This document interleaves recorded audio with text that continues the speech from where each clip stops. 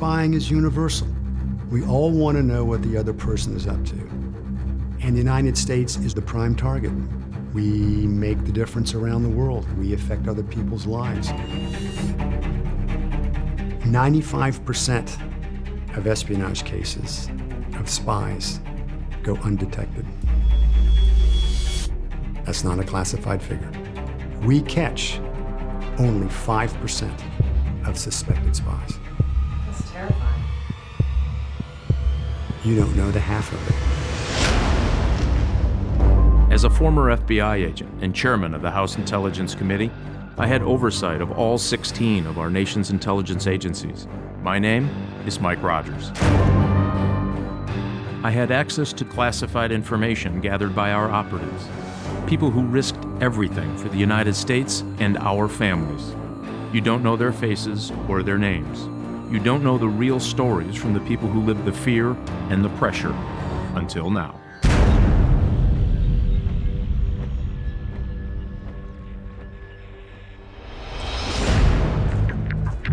Cubans don't get enough credit for being a first-class intelligence service, and they are first class. They have proven their worth time and time again over the last 20 years, especially against the United States. In our world, in the counterintelligence world, the Cubans are very aggressive and have been very successful for years. Though they might not pose a military threat, when the Cubans come here and gather information, a lot of times they could sell it to other countries. When we were about to invade Iraq, Cuba was communicating intelligence information because of their proximity to us, to the regime of Saddam Hussein. So that's what makes the Cubans very, very dangerous in our worlds, because they're very aggressive and they're very good. The record suggests that the Cubans have been particularly successful in getting American citizens to supply them with information.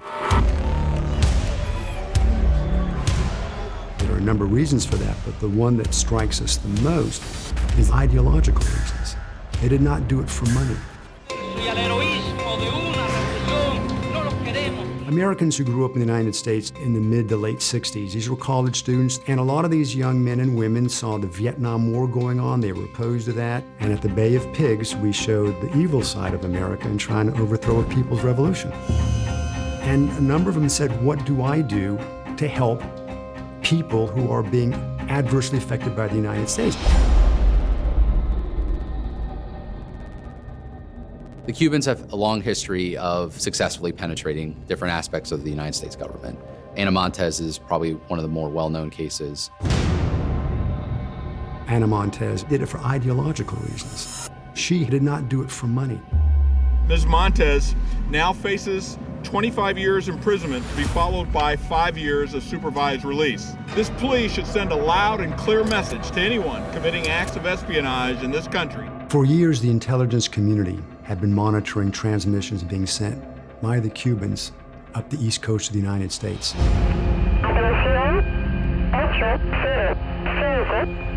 Most of their broadcasts to their agents are in voice transmissions, numbers that are read out.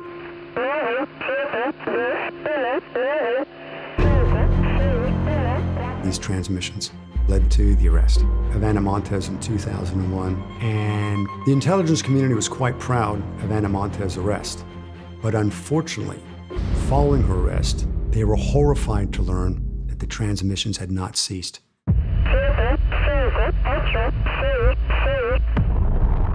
This led the intelligence community to conclude that the Cubans had another high-value asset working inside the United States, and therefore a new unsub investigation commenced. What is an unsub?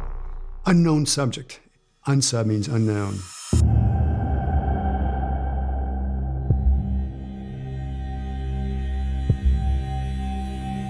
I definitely can't get into specifics about when the investigation was initiated, but by 2007, intelligence reporting indicated that there were multiple penetrations of the United States government, at least one of which was located inside the State Department.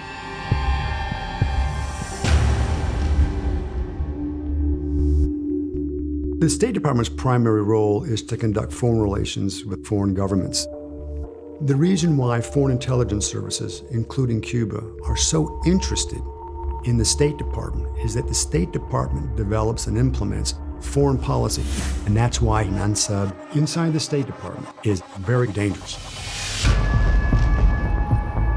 When you have an unsub, you take the information available and establish what we referred to as a matrix, which is a profile of what that person or people look like. So we knew that the likely agency within the United States government that was penetrated was the State Department, that it was penetrated by more than one individual working together, that those individuals had lived in the Washington, D.C. area for an extended period of time. They received their transmissions in English. One of those individuals was proficient in Morse code, and one of the agents was known to have a tumor on their shoulder in a certain time period, late 1996. How did you get the information in the matrix point? I'm sorry, that's classified. You want to protect your own sources and methods.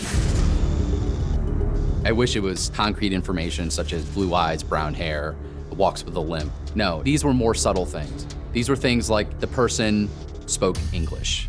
Thanks, right? Really narrows down our list. I assumed responsibility as the lead FBI case agent for the unknown subject investigation, and we engaged diplomatic security in an effort to try to get their assistance to identify this individual. The Bureau of Diplomatic Security is the law enforcement arm of the State Department. One of our main functions is we run security at all embassies. The foreign minister of a certain country comes in, we'd be responsible for that. I work more hand in hand with the FBI. That's my sole purpose, is to help them with State Department cases or information that they need from the State Department.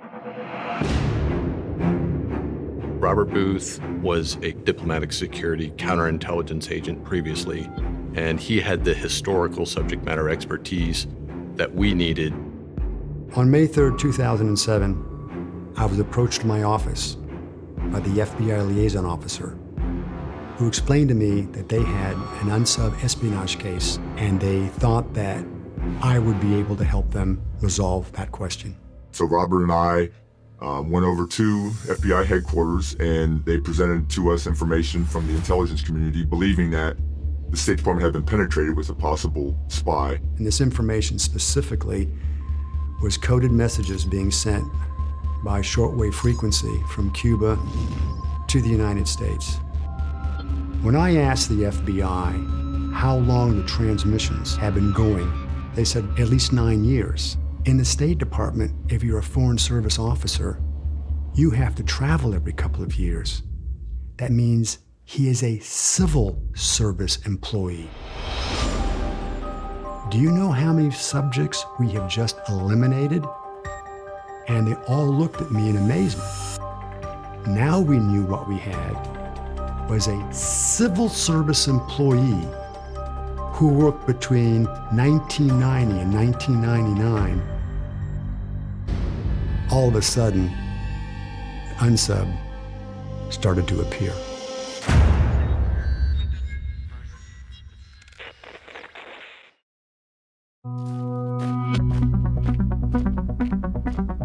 The Cubans had another high-value asset working inside the United States, and therefore a new unsub investigation commenced.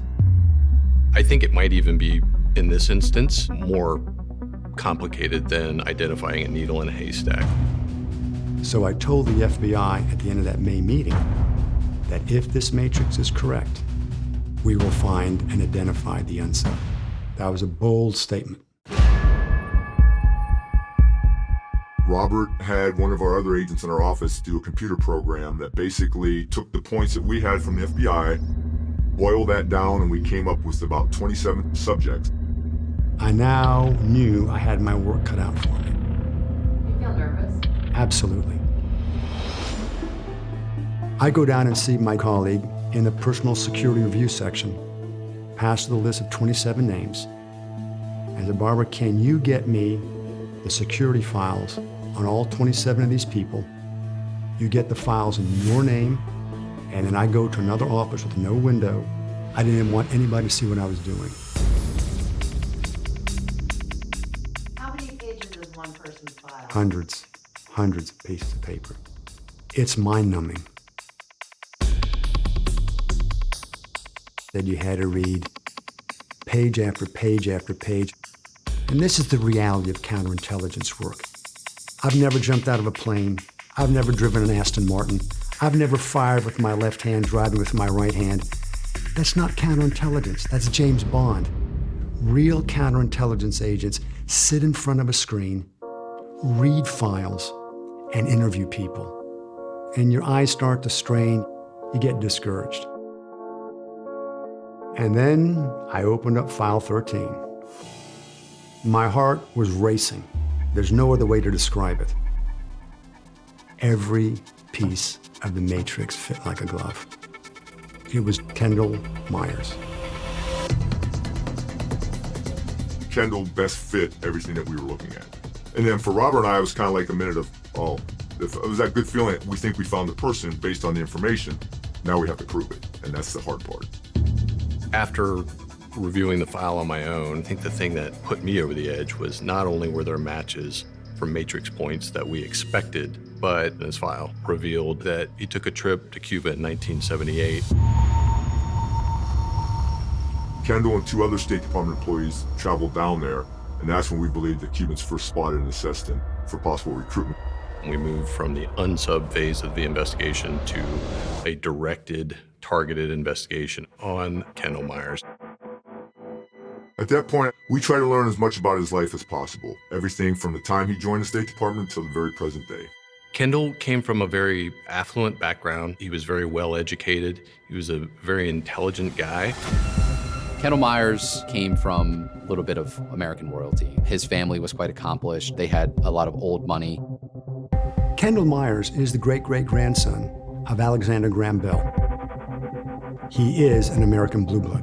Kendall Myers was a State Department employee for over 30 years. He was respected within the State Department. He's a very smart man. As far as everybody was concerned, he was a model employee. I mean, he did his job magnificently. I mean, he was a well-respected analyst in the Office of Intelligence and Research. So Kendall was an analyst for the State Department, but this wasn't a case of the State Department being penetrated. This was a case of the intelligence community being penetrated. Kendall Myers worked in the intelligence community portion of the State Department, so he had access to intelligence reporting for all intelligence agencies. Unfortunately, the Office of Intelligence Research, known as INR, gets all the information from the entire intelligence community. CIA, DIA, NSA, imagery, everything. That is why he could have been the most damaging Cuban spy Castro had.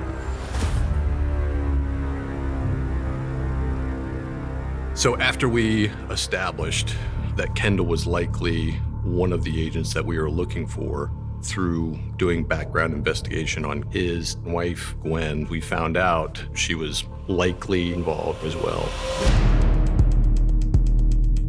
We found that Gwen was an activist in South Dakota before she came to DC. She had that activist bone in her body. We found out that Gwendolyn worked for Senator Abrazac in the 1970s. And Senator Abrazac at that time was known to have very strong pro-Cuban feelings. He'd been trying to work this embargo against Cuba is wrong and everything else. And maybe in that senator's office, she started to get the same kind of inclinations and leanings or feelings about the Castro government. Having a husband and wife team is unusual, but it made sense that she was likely involved as well. How could Gwen be a spy for Cuba if she herself did not have access to classified information? You don't need access to classified information, you just need access to someone that has access to classified information. The first thing we needed to do was focus the investigation on Kendall because he had access to the State Department. So I knew that we needed to move the investigation to, physical surveillance, electronic surveillance, try to collect evidence that we could prosecute him with.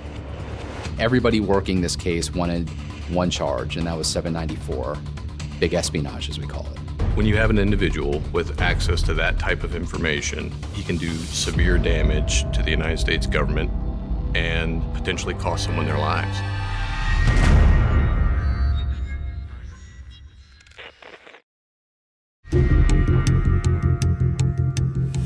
first thing we needed to do was focus the investigation on Kendall because he had access to the State Department. We had to be able to show that Kendall Myers was in fact passing classified information to a person not authorized to receive. So we needed to move the investigation to, physical surveillance, electronic surveillance. Some of the things that we do in these types of cases are monitor telephone calls, monitor email traffic, install microphones into vehicles and residences. For this case, I was a co-case agent. My role was collaborating with the FBI and just gathering information as much as possible about Kendall Myers. I was the one who had easiest access to the State Department, so if it required me to go over and conduct surveillance of Kendall inside the State Department, I would do that.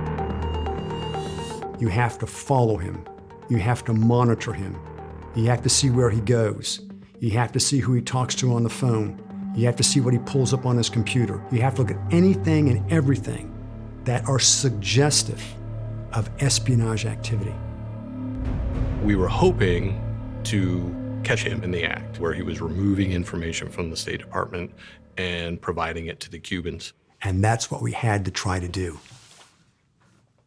And he did not do it. So he was not removing classified documents from his office in INR and walking out of the building. We were all convinced it's him. But no counterintelligence, no espionage indicators.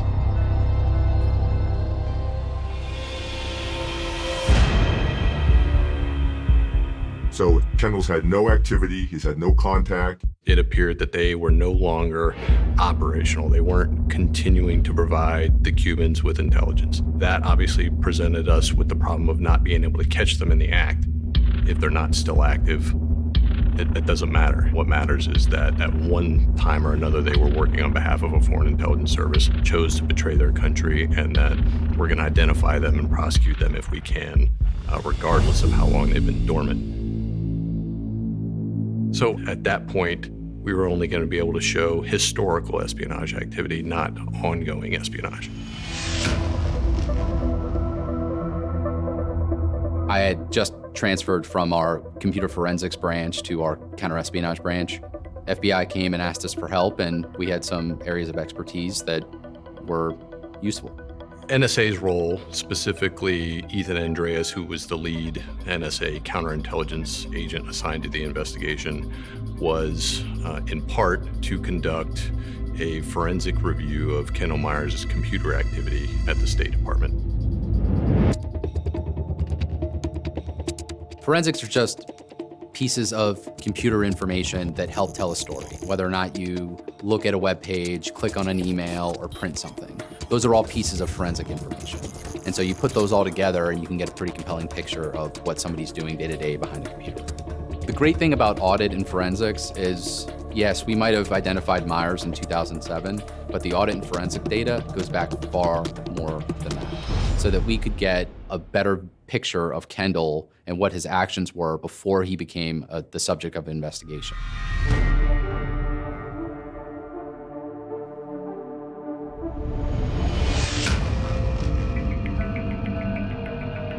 Looking at the work computer and Kendall's past history, we found that he was going what we call off topic with alarming regularity.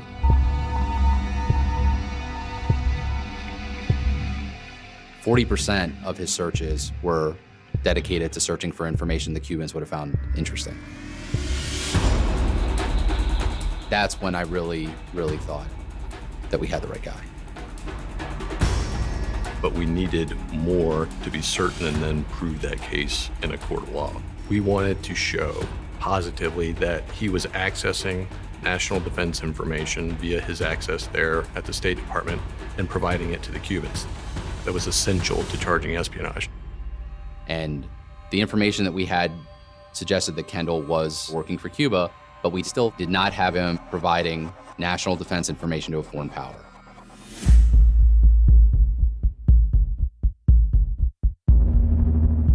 We were starting to get a little frustrated because while we were happy that we had the unsub, or Kendall Myers, again, we're not seeing any espionage indicators.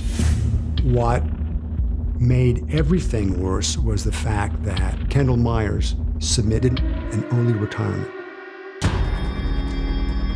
When Kendall retired, it was a blow to the investigation because you lose home field advantage, right? You lose the ability to control at least an aspect of their life. Even though he had left the State Department, even though he was no longer in direct access to U.S. government information, he still had a lot in his head.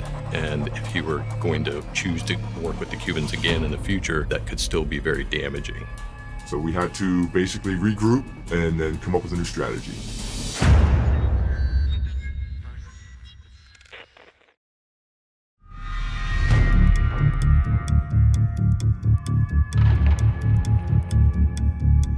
Kendall's retirement was detrimental to our case from the standpoint that we wanted to show positively that he was accessing national defense information and providing it to the Cubans. That was essential to charging espionage. Now he was enjoying his retired life on his beautiful 34-foot Malmo sailboat that he had bought in Sweden, had brought to the United States. From my perspective, Kendall was a bit of a hypocrite. He supported the Cuban Revolution and the socialist movement from the deck of a 37-foot, multi-$100,000 Swedish yacht. I could never quite wrap my mind around that. The contrast, right, between the justification for helping the Cuban people and the sheer luxury that they lived in, it's hard to ignore. We suspected that due to the fact that most sailboats have an advanced radio system, that he very well could have been using it as an operations platform, but we never found any evidence of that. So what do we have? We have our suspect, but no counterintelligence indicators. So what do? You keep monitoring him. You find a little nugget here and there. You go into his apartment while he and his wife are gone somewhere. And you look for things. The next logical step was to conduct a physical search of the Myers residence.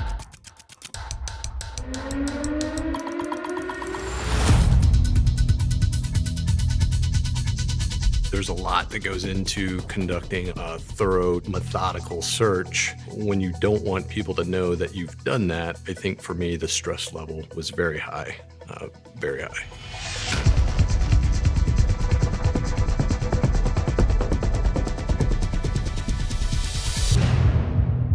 So in the course of the search, we found a number of items related to Cuba.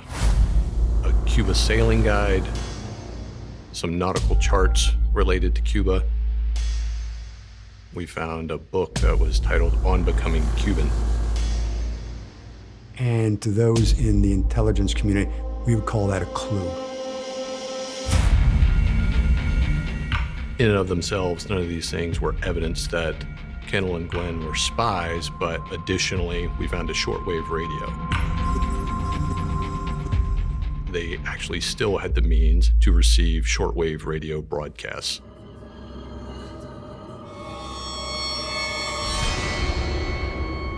We found a diary that recounted his 1978 trip to Cuba and conveyed a very positive image of Cuba, a very negative image of the United States. It was a glowing report about the Cuban Revolution, how the people were doing well. Castro was a great leader. It essentially conveyed Kendall's infatuation with Cuba. Kendall's diary was critical. But the next piece of evidence was stunning. In a filing cabinet in their closet, there was a record that indicated that Gwen had a tumor on her shoulder in late 1996. That was a matrix point that we were looking for. We knew that one of the Cuban agents had a tumor on their shoulder.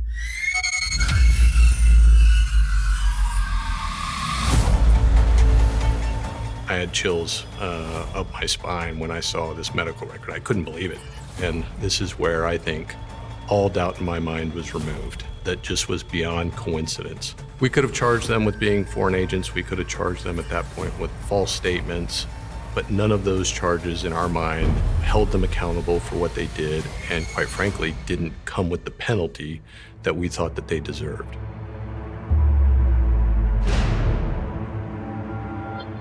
Shortly after the FBI search through continued surveillance, we found out that Kendall was signing up for a course on how to do over-the-horizon sailing. So there was a legitimate fear on the part of the investigative group that that might be one of their modes of escape, is to calmly go out to the boat and sail home. And home to them was Cuba.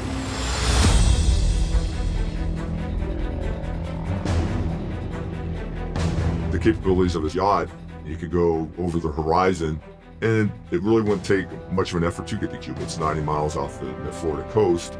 And then, with the nautical charts and the Cuba sailing guide, There was a conclusion reached that he was a flight risk and would be leaving the United States for Cuba in the very near future. There was a sense of urgency. We had to do something in order to get him before they escaped to Cuba.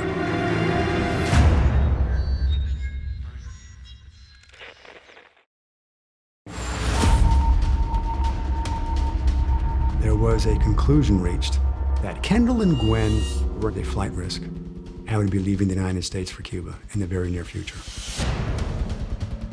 after the search of the residence, we could have charged them with being foreign agents. We could have charged them at that point with false statements, but we didn't want to charge them with lesser offenses than espionage.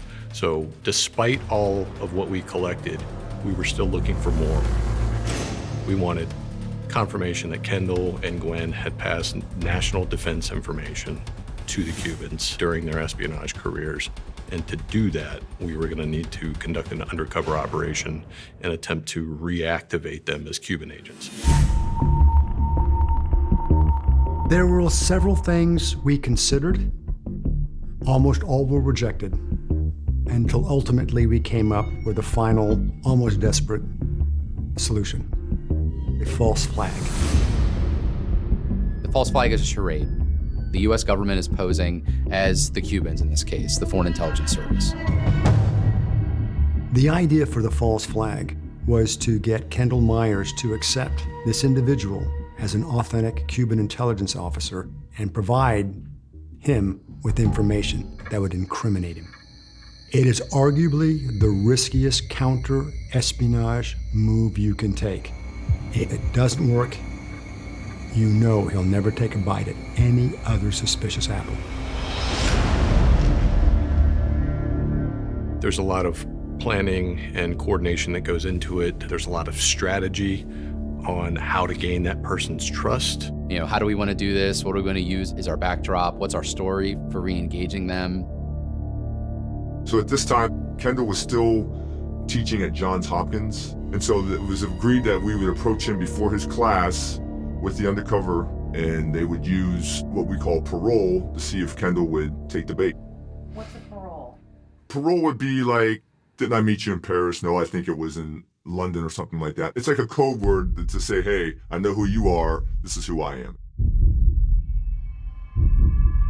Our plan was to have the individual posing as the Cuban intelligence officer approach Kendall to get his opinion on the incoming administration at that point in time that might affect policy towards Cuba. So we put the undercover in a position where he could approach Kendall as he went into the building. And the undercover greeted him, indicated that he had been sent there by an individual that Kendall was familiar with and that was associated with Cuban intelligence. He handed him a Cuban cigar and wished him a happy birthday because it was his birthday. The undercover was very believable. Part of the bona fides that we were establishing with him was the fact that he had a thick accent. And at one point during the approach, it actually seemed like it was going to backfire because the individual was trying to communicate with Kendall, and Kendall couldn't understand a word he was saying. He repeatedly said that he wanted to meet at the DoubleTree, and Kendall thought he was saying W3. He said, let's meet at the DoubleTree, let's meet at the DoubleTree. It's right down the street. And Kendall said, W3? W3? He presented. I was listening. I couldn't bear to watch at this point. I just was so afraid that it was going to go wrong. But then the undercover pulled out a piece of paper and a pen and wrote it down for him. And it became very apparent to Kendall who this was and that he was there on behalf of Cuban intelligence to reestablish contact with Kendall in an effort to gain access to information, and agreed to meet later that afternoon. You bought it. Hook, line, and sinker. Absolutely. After that initial exchange happened, Kendall went in, and the first thing he did was call Gwen. And we heard the call, and it was very apparent that Kendall was happy. I think he believed they just couldn't wait. They had to have Kendall's opinion, and that was a good thing. He was so excited, and he said, "You're not going to believe it." And he said, what's the guys? You've got to come down. You've got to come down. We really didn't have a lot on Gwen. Kendall was the one with access to information. And the fact that Kendall decided to bring Gwen along was something that we could only dream of. So the undercover, who they believed was a Cuban intelligence officer, and Kendall and Gwen all met for a drink in the bar of the DoubleTree. The false flag was excellent. He started off with a little small talk, asked them how they were doing in retirement. Then slowly started talking about, well, you know, you did work for us in the past. It's kind of small, but by Kendall saying, oh yeah, I did, that is a minimum acknowledgement, but it's a tremendous acknowledgement. The meeting was good. They took it well.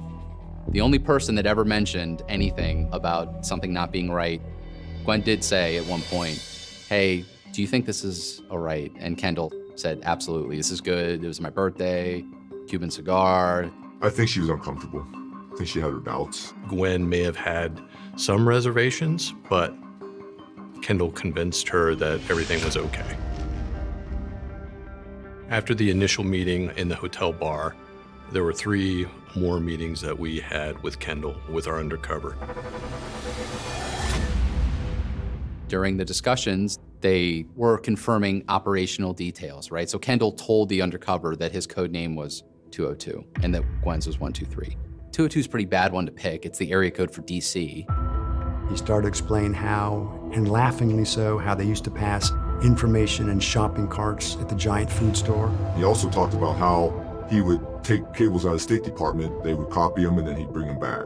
His wife, Gwendolyn, also made admissions about working with Kendall to obtain classified information and send it to the Cubans. Gwen was more integrally involved in operations. She was involved in dead drops, passes, processing information that Kendall had removed from the State Department. She is a 100% co-conspirator. So we now started to build up a file on who he met with, times and dates, Spycraft, and who he passed the information to. We learned the full story of Kendall's recruitment.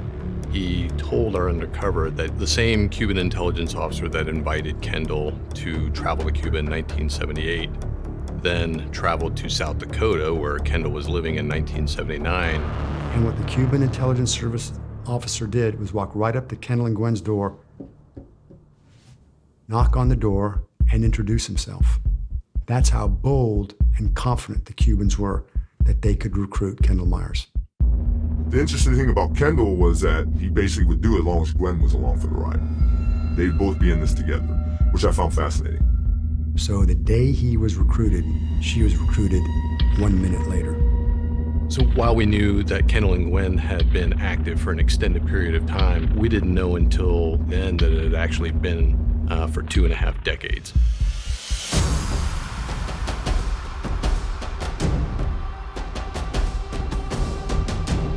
In each meeting, we were able to gather historical information, places they traveled, places they met the Cubans, but in the 3 meetings that we had with them, we didn't We didn't get our national defense information. So the objective of the fourth meeting was to push to get them to provide us specific instances of providing national defense information.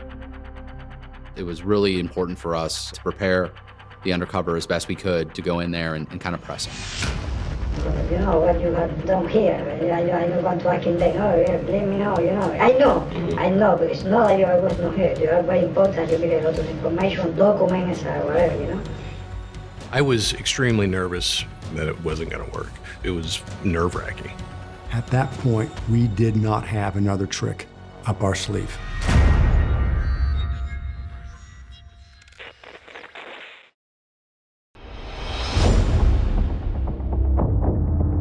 It was really important for us to prepare the undercover as best we could to go in there and kind of press him.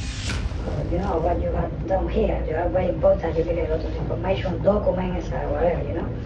Our undercover did a great job of pushing him for a specific example of something sensitive that he had passed to the Cubans, and Kendall provided a few examples which did meet the threshold that we were looking for with respect to being examples of very sensitive and classified signals intelligence. What was it? Absolutely never going to tell you. I only want to mention to them again. I was with them, and you know. Kendall became uncomfortable with it. Yeah, I'm not comfortable talking about upper board. But it was a little too late by then. When he provided us that national defense information, we knew we had enough information to arrest him. We entered the room, and an arrest was made.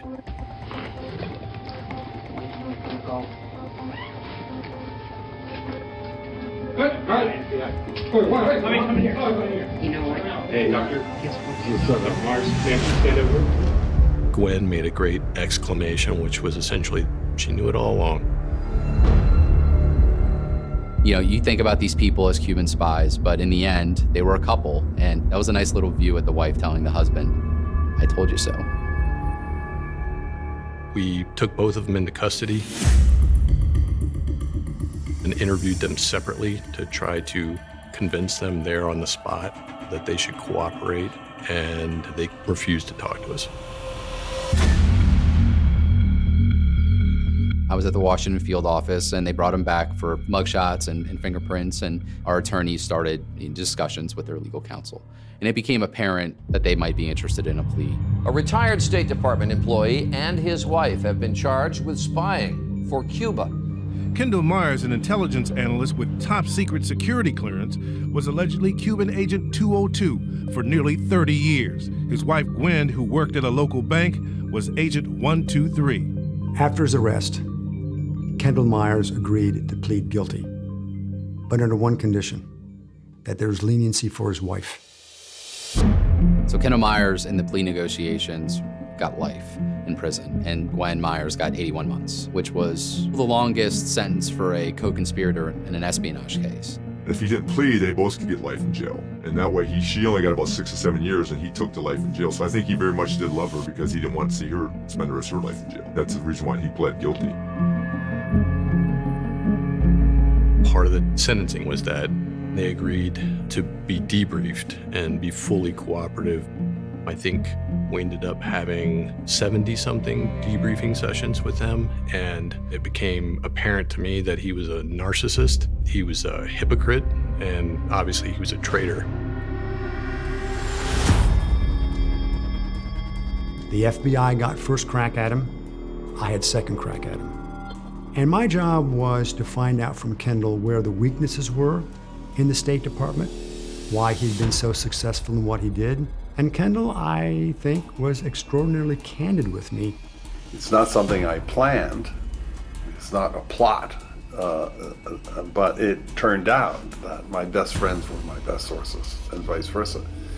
And that, in a way, was the central paradox of my career as a Cuban agent.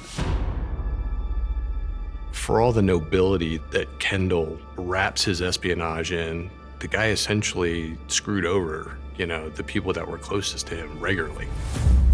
I mean, he manipulated people on a regular basis to get very sensitive information and pass it to an adversary. These people trusted him. They were his friends. They were his peers at work.